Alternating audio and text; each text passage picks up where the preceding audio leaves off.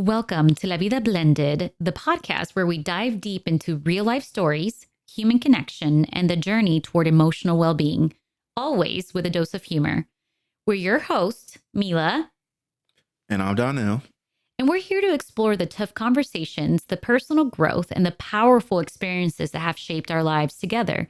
Whether it's navigating love, loss, or everything in between, we believe in keeping it real because life's too short to take seriously all the time anyway. We believe this episode will give you an idea as to why we've been so MIA and why it's been taking us so long to get back. But we're back, baby. Yes, we are. Yeah, give some applause to that. No, sometimes you get hit hard. Sometimes you're going through things and you gotta reset and recalibrate. And so I'm glad we had the opportunity to do that. And we're still going strong. Today we're diving into a deeply personal and important topic. How couples can navigate grief together and honor their losses in a way that brings them closer together rather than pulling them apart. Grief can often feel super isolating, and many couples find themselves drifting apart in the wake of a loss. I know we did at one point. But what if grief could be a bond that brings you closer instead of creating distance? Today, we're going to explore how to turn grief into a source of connection with your partner. We're a couple that has experienced 9 miscarriages, infertility challenges, IVF challenges, financial debt because of our IVF challenges, family member deaths, parent medical concerns. That an example of that being when my dad had a stroke. Yeah, my father was in the hospital for an extended period of time as well. Yeah, and absolutely. Members that are experiencing an addiction or have experienced an addiction, generational trauma that have created mental health challenges. As you can see, we can totally keep on going with all the grief and loss that he and I have experienced in our partnership together. But in this case, grief, because it's such an intensely personal experience and it doesn't look the same for everyone. But for couples, navigating grief together can sometimes feel like walking through a storm. Hey, grief is a storm. And that I part. mean, I think couples go through many storms, not just grief, but there's all types of hardships. But in this one, we're talking about grief, and that is definitely a storm that is a very difficult one to walk through. 100%. And I feel like you often are learning, right? Like, how can you support your partner while also honoring your own emotions? I know that's something you and I went through it at depth. And how do you keep your relationship strong during a vulnerable time? And, when it comes to grief, I know for me, I had to learn the hard way. How do you define that? But that it's different for everyone. One of the first things couples should understand is that grief can look different. One person may feel deep need to talk about their emotions, aka Mila, while the other may need solitude. AKA me. One might want to create rituals to remember the loved one, while the other might struggle with the idea of moving forward. It is important to acknowledge these differences and create space for each other's grief. For example, if one partner wants to speak openly about their losses, aka me on social media, if you really peruse my Instagram, you'll see how open I have been through the years and how much it's helped me through my grief, while others don't. And it's okay to meet in the I'm the opposite. I'm almost like anti-social media. I don't even post stuff when I'm happy. right. Like there's other ways that you have found to connect, right? To experience, like to manage and go through your grief, Like living right? life. Absolutely. So tell me more about that, babe. Well, I think a good place to start and just kind of set this up, like I think at least a moment that I'm thinking of that really kind of helped me adjust and find myself and learn more about how I process grief is actually it was the very very tail end of 2019, I remember this. right before 2020. And I think for me, for multiple reasons, partially partially quarantine and everything like that, but for other reasons like 2020 was one of my hardest years ever. But at the tail end of within a 7 day span, I lost my grandmother, who was very close to me in Mississippi, and Um, we also had a miscarriage after that.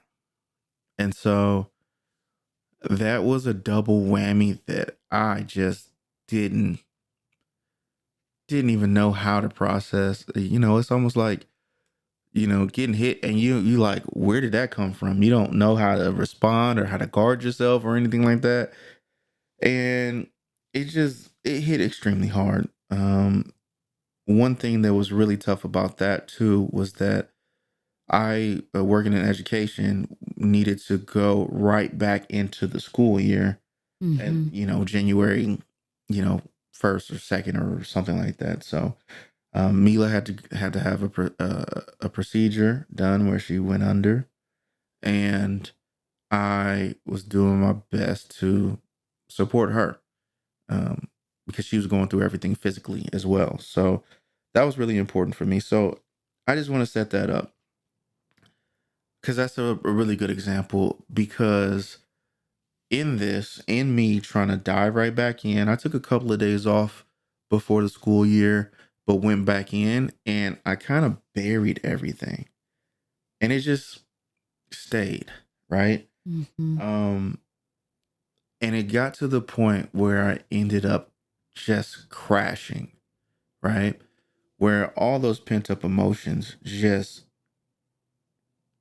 got me to a breaking point.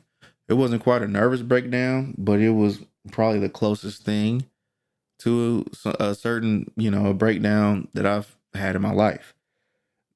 And what I realized is that I had lived a life of just burying hardships emotionally. Mm-hmm. And there's a lot of reason for that. I think part of that is the, post traumatic slave disorder, where African Americans as a people had to go through and endure so much pain that it was a mechanism that they used to actually like just survive what they had to survive. And that was really tough.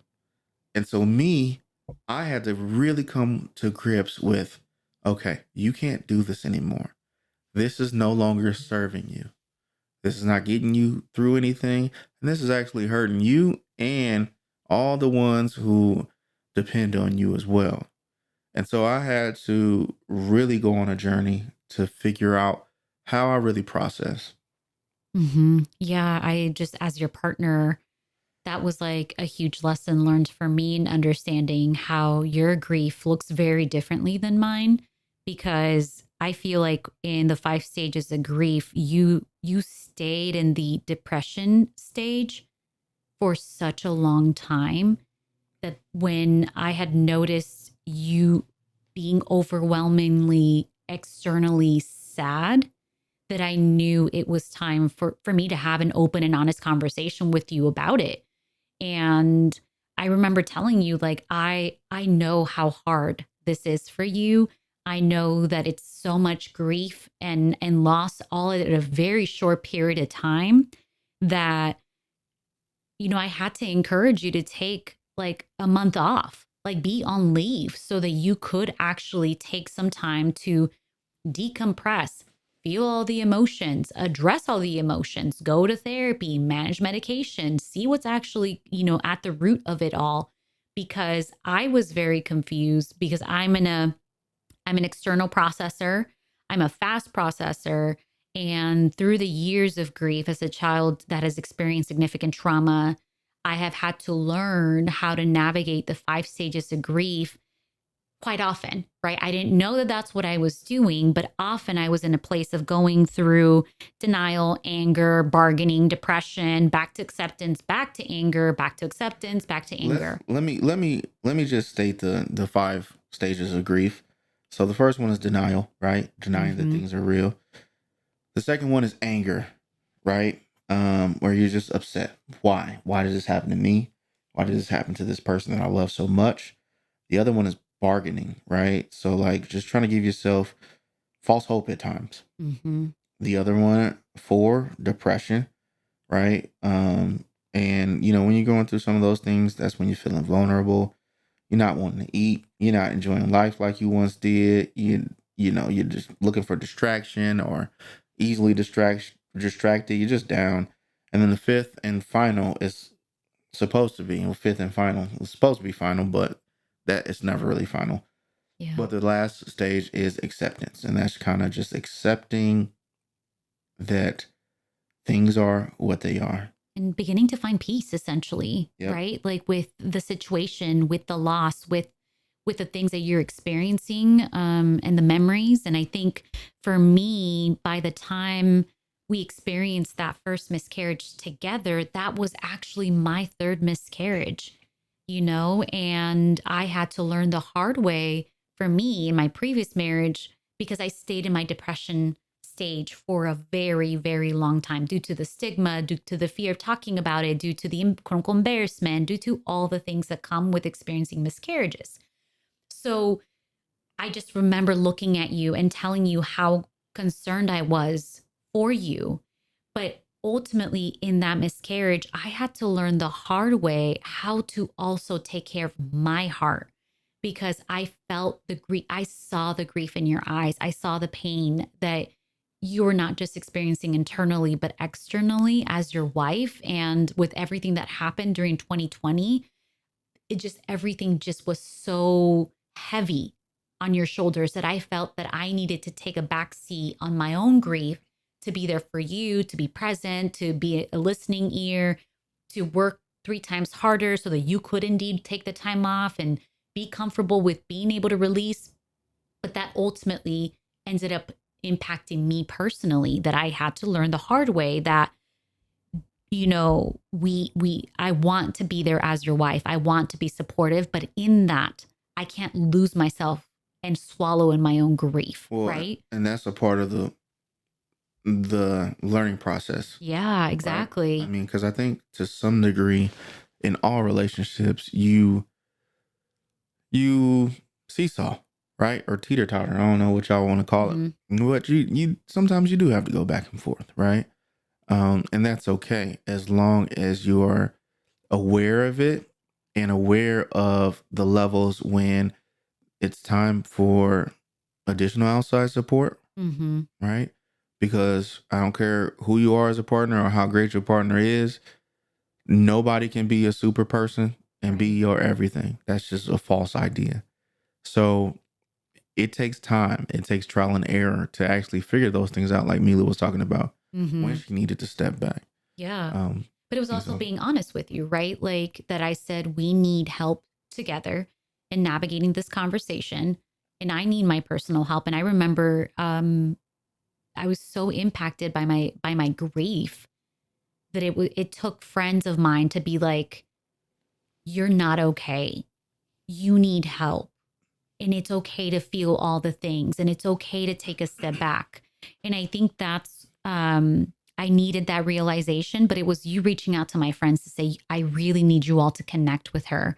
Right? Do you remember that? yeah. And like ultimately we realized like together, gosh, we are individually suffering and we cannot be there for each other right now. And that's okay, which means that we need to rely on our community, our family and our friends.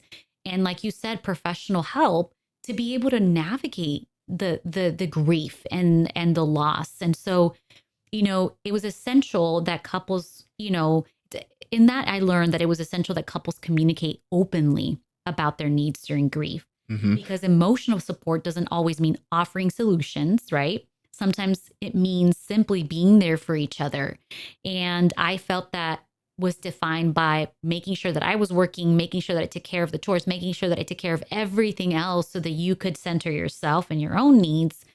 And that it was about listening without judgment, acknowledging your pain and letting your partner know how they're not alone in their grief, could be potentially incredibly healing. And I think that that's something you and I learned in therapy and how to do that in a way that was responsive because we don't have to fix each other and each other's griefs, right? Like I thought I needed to do that for you, which meant, that I didn't need to focus on mine and that I just needed to be present and supportive. But it's the reality of it is that we need both things, right? We need to be able to acknowledge each other's griefs. and being able to emotionally name that for each other, be able to say, and I cannot be the person for you right now. And I think we learned that the hard way, don't you think? I don't know if I would say the hard way, but like I was saying, we learned it through trial and error, right? Yeah. Which is like difficulty. I feel like when you say the hard way, it's like you learned it the hard way, like we didn't do it and then we broke up. And there's no like no, we didn't learn that the hard way.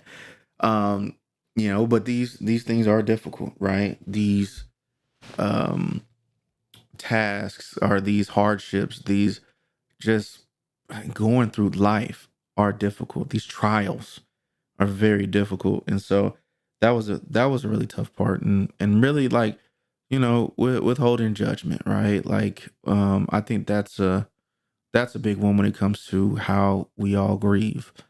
I realize that I do need that solitude uh to a certain extent in order to just recharge my batteries. Mm-hmm. um I need to write, I need to think, I need to kind of express in ways that are with just me, right, left to my thoughts. And I also realize that there's a balance that's needed because there have been times where I have leaned too far into solitude, and that was unhealthy, and I didn't get the the energy that I needed from those who I love, right, those who are positive.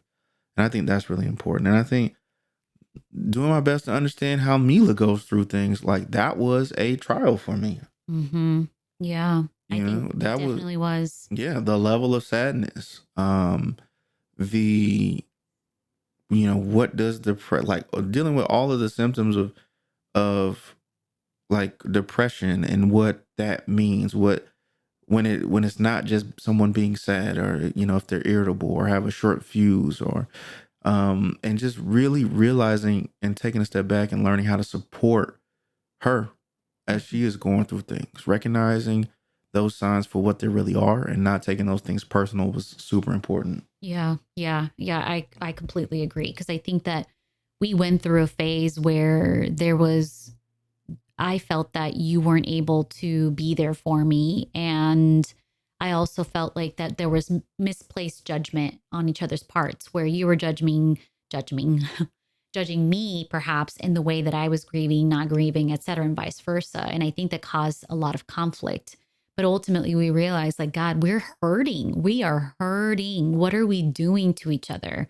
Because I think that ultimately I'm like, why are you not talking to me? Why are you just wanting to be alone? Are you hurting too? I know I am, but you don't tell me anything. How am I supposed to know? And it was like this whole back and forth without like really thinking like, gosh, like how do we just stand still and honor like that we're just grieving separately, individually, and in our own unique ways, that it doesn't, have to be the same.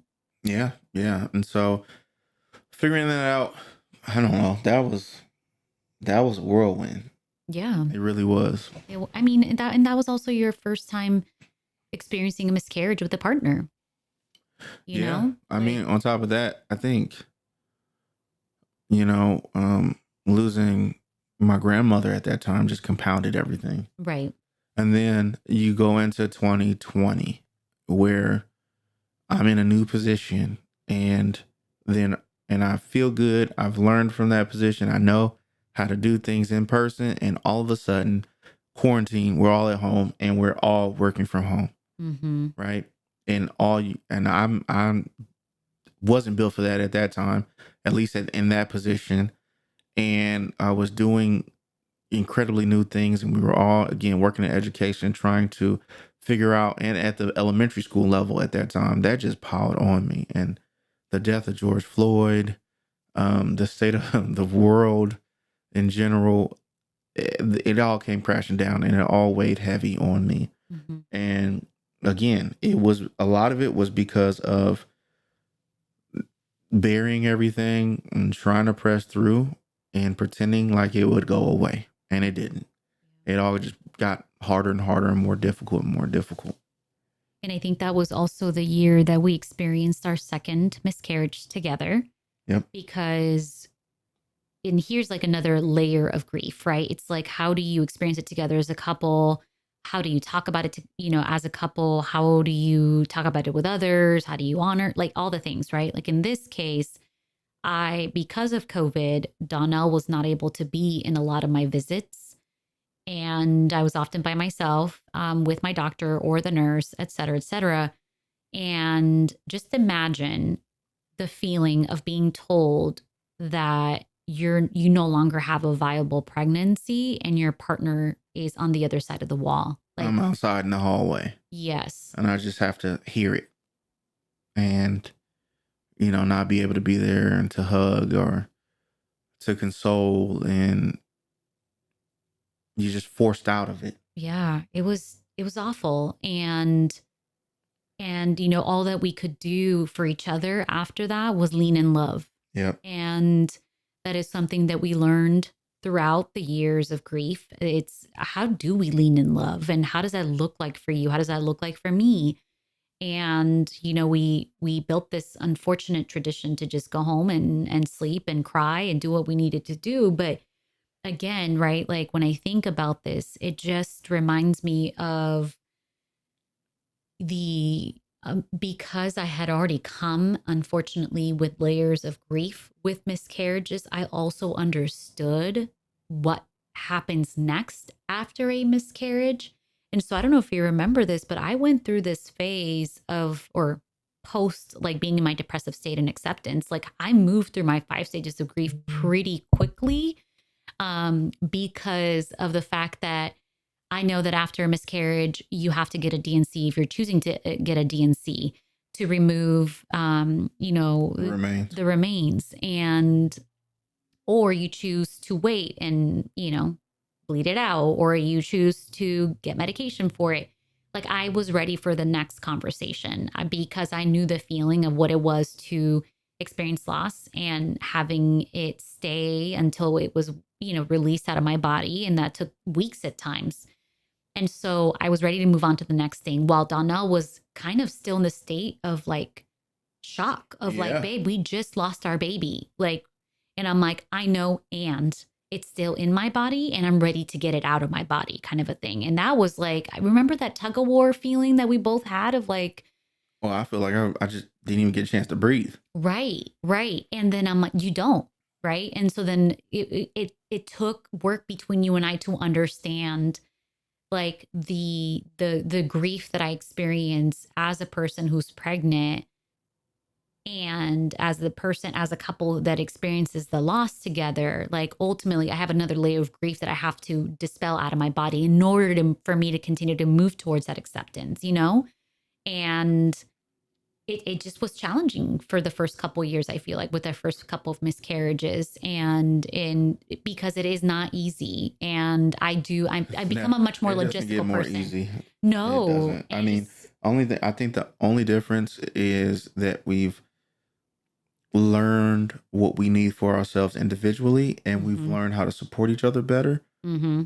Therefore, maybe things go more smoothly, Right. right? Right. I'm not reaching, breakdown limits or anything like that. And Mm-hmm. you Mm-hmm. are not, doing the same. And so I think, but it's still hard nonetheless, and 2020 Mm-hmm. was cool, still, because again, that was, 2020 was cool. well, let me Oh, finish. and my 2020 was not cool. Well, no, it wasn't cool, but 2020 it just presented the opportunity to actually do something kind of cool and figure something out when it came to like creating the rituals, and moving into how to actually process that grief. And Mm-hmm. Mila kind of initiated that, and it really Mm-hmm. helped me out. Well, I think it was after like I remember this. That's a really good point, babe, because I remember being in therapy and it was individual therapy and we were still doing couples therapy though. And I was still in a place of like feeling super sad and anger and frustration all at the same time, that Donnell wouldn't openly talk about it with other people, that I would have to encourage him and remind him and I'm like, connect with people, talk about it. And I'm not there to, I'm not a partner that fixes people. Like, that's not okay for me to be in a place to do that. And in therapy, I realized when she asked me, like, Mila, what are your rituals? What are your like traditions in honoring losses? And she had talked me through how like rituals can be a powerful way to honor the loved one, or in this case, my babies that we've lost, while strengthening the bond between us as a couple. And we realized that in that I needed to accept that my grief is very different than his, without belittling his grief, without feeling the need to fix it. And then it just enlightened me in a whole different way that created creativity, created joy, created connection all over again that I, once felt like I didn't have with you. And, she was talking me through that it's whether it's lighting a candle on the anniversary of their losses, or creating a memory box, or spending time in a place that was special to the person we've lost or our babies. Because these acts of remembrance do help couples stay connected, not just to the past, but also to each other in the present. And it's important to involve our partners in these rituals, but also to respect when they might need space. And grief rituals can look different for each person. And, when couples share these experiences, it can definitely deepen our bond. And in this case, that's what ended up happening to you and I. Yep. That year, I left that session and I said, you know what? I'm going to set up an altar for Dia de los Muertos. I didn't grow up with putting an altar, together in our family. Talk about a little bit about what Dia de los Muertos is. Well, it's a tradition that it, has stemmed from Mexico, that we're celebrating life. And it changes by days, like where you set up a candle for your doggies that have passed, your babies that have passed, for elders that have passed, and then you invite them all together, as of like November 1st. There's rituals on putting cempasúchil, so marigolds on there, and white candles. And there's a way to set up your altar with, things that they used to like to eat and drink, and pan de muerto. Like, there's so much beautiful like traditions that go with that. But I didn't grow up with that, doing that. And I also don't think that I grew up talking about death and grief the way that I have learned to talk about it now. But in this case, I left that session and I came to the house and I said, babe, I'm going to set up an altar. And I'm going to respect if that's something you don't want to do or want to be a part of. Like, no shame, no blame. Like, but I want you to respect that that's what I want to do for my own grief. And that's what I did. Y'all, I set up our entry desk or table with like shoe boxes stacked to create that like altar. Hey, she made it work though. And I put blankets. And it looked good. Yeah, it didn't look like a shoebox. It wasn't like Nike and then like our ancestors. It was like the shoebox was under, but it just kind of created an opportunity to kind of like create some levels. Yeah. And she kind of making it sound way worse than what it really was. No, if you go to my Instagram, you'll see it back in 2020. But it was my first time ever doing it. And I had asked a really good friend of mine to ask her sister. She's an amazing artist. And I said, hey, would she be open to do an image for me? And so I connected with the sister and I said, hey, I really want to honor my babies and I don't have any pictures of them, because that's the other layer of grief when it comes to miscarriages. And, in this way is that there's times you don't even get any pictures. There's times you don't even have ultrasounds because your baby doesn't get to that phase. And it leaves you even further like feeling disconnected, right? You're feeling robbed. Exactly. Like somebody's, dude, I can't even put a picture up of my baby that I've lost. Like, it's such a heavy thing. And so I worked with her sister and I said, I've had 3 miscarriages so far. My previous partner was white. And so they might have probably been light skin. And this third baby would have probably been chocolatey with little coils. And that's the image she created with like monarch butterflies on a skull. It's so beautiful, y'all. Like, so beautiful. I cannot even imagine, like, I just couldn't even imagine the beauty of it. And it brings so much joy every year. So that was our first year. And then ever since, in that first year, Donnell put up your grandparents. Yeah, I put up my grandparents, and that was, you know, the that was something that was healing for me. Um, and it was, something I kind of had to dip my toe in, like, well, okay, let's do it. I had been learning about different African spiritualities and ways that they honored the ancestors and different things like that. And so I was willing to take that step. And I didn't force you. That was something that came from your heart, and which also involved talking to your parents Yep. about why you were asking for that picture. And I remember being over at your mom's house and Which picture are you talking about? about your grandparents, because you got Yep. the picture of your Yep. Yep. grandparents. But I remember talking to your mom, and hopefully this is okay, but that she had lost your sister. Hmm. That I And never even had a chance to meet right. because And she was, very young, right? yeah, she would have been what, 8 years older than me, Mm-hmm. and died as an infant because of a heart condition. Yeah. And may she, continue to rest in peace. And I think that Mhm. in that, like, I was able to talk to Donnell's mom about her, and I asked her questions, and I, was just curious, and I invited her to give me a picture to put up in the altar if she felt comfortable with that. And she said, absolutely.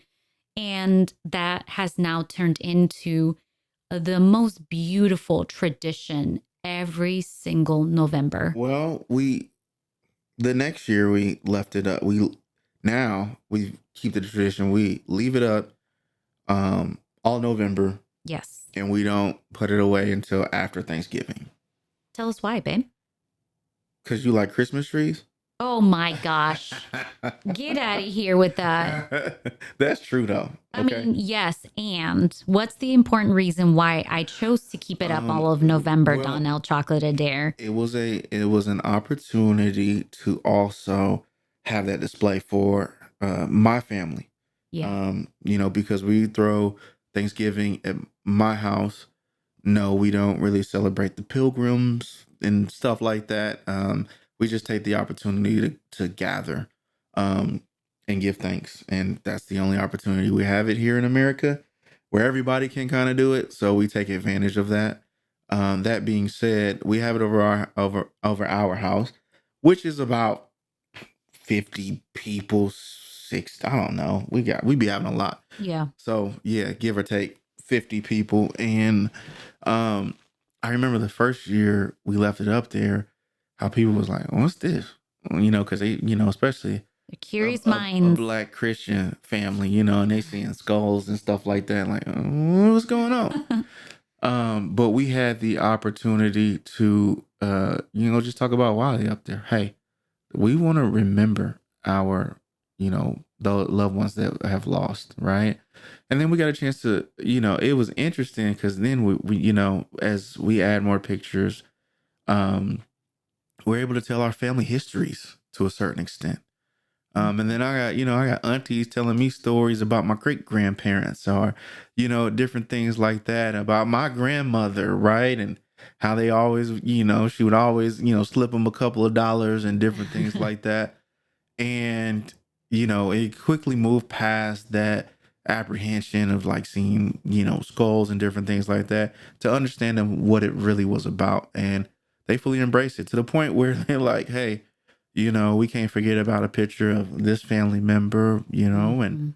they actually look forward to, um, in a weird, not a weird way, but in a, in an unfortunate way, they look forward to seeing, our An family honoring members. way And, yep, in an honoring way, they look forward to seeing, those pictures up there. in the So altar. Yeah. yeah, And it's been such a beautiful, like, connection to a multiracial family, right? And traditions. And I think, I've learned a lot from your family members. I remember Uncle Kenny telling me stories of people on the altar. yeah, and that hits hard because earlier, in the beginning of this year, he passed away. And now he's on the altar. Um, and so now we have an opportunity to honor his memory and tell the stories about him. Yeah, and his beautiful car. Like that's Yeah. the most beautiful Oh, he was. display of Yeah, love and love after death, right? Like it's just such he was the a coolest. he was. He totally was. And he would always call me, he would always say, "Hi, Miss Mia." And I'm like, "It's Mila." And he's like, "Oh yeah, yeah, yeah." Nope, it was Mia, but it was all love. Yeah, it was all love. And people in his family have learned about my family that's up there. And, Yeah. and my mom, every time she sees it, she just always gets so full of joy that she gets to see, her father, my grandfather, and also her brother.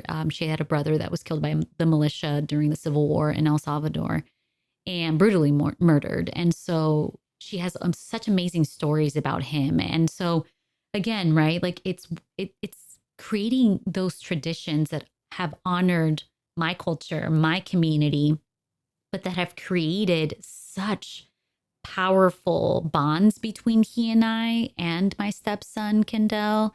Like he now knows like why we do the altar. And I remember him asking me, remember that one year, babe, can we please put auntie up there Yeah. from his mom's side of the family? I'm like, Yep. oh my gosh, absolutely. Of course. Like, that's the layer of love that it has created in both sides of our families.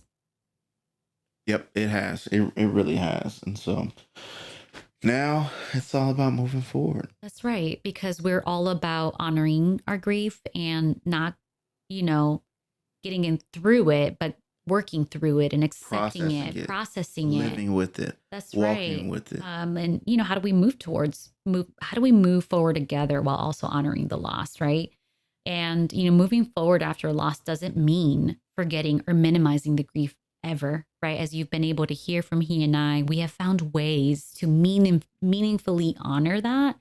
It means learning to live with it. As a couple that have experienced miscarriages, even with IVF, there's ways that I honor that. I still openly talk about my story and I, keep the injection needles, for one day to be able to post a picture to honor, like, look at all these needles in order for us be able to have this Yeah. baby. Right? Like there's different ways to go about that. And, for couples, this may involve redefining what the relationship looks like now, right? Like he and I am, maybe might need to get to a place to grieve the reality that we might not be able to have kids, Yeah.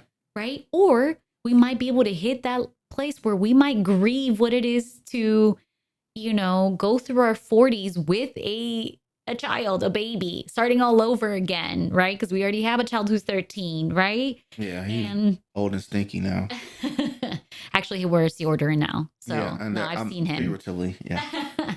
And it's about finding ways to cherish the love and memories we have indeed shared while also looking ahead together and embracing that. And couples who can grow through their grief rather than just quote unquote suffer through it like we once did, we often find that they develop a deeper sense of empathy, understanding, and love for each other.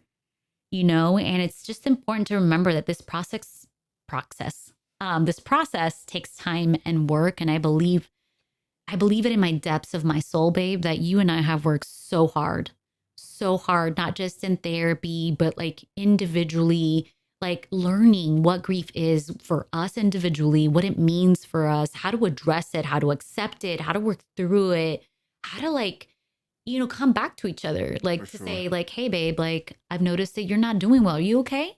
Kind of a thing, right? Like, it just never stops. And so I feel a lot of gratitude. And that's why I felt the need to share it, especially the holidays coming up. We know that that's another layer of grief, not just for you and I as a couple, but for others as well. Yeah, I think we were just intentional about the growth. We definitely weren't perfect on the journey. Right. Definitely still are not perfect. And no one ever is and ever will be. Mm-hmm. But being intentional about the growth and trying to find better ways or more harmonious ways of getting through these hardships is super important for any relationship. And it's super important for you to be the best you can be individually. That's right. And, there's a quote that I really liked to end this session. Every time you celebrate life, you heal the ancestors who survived so you could thrive. All right, all right.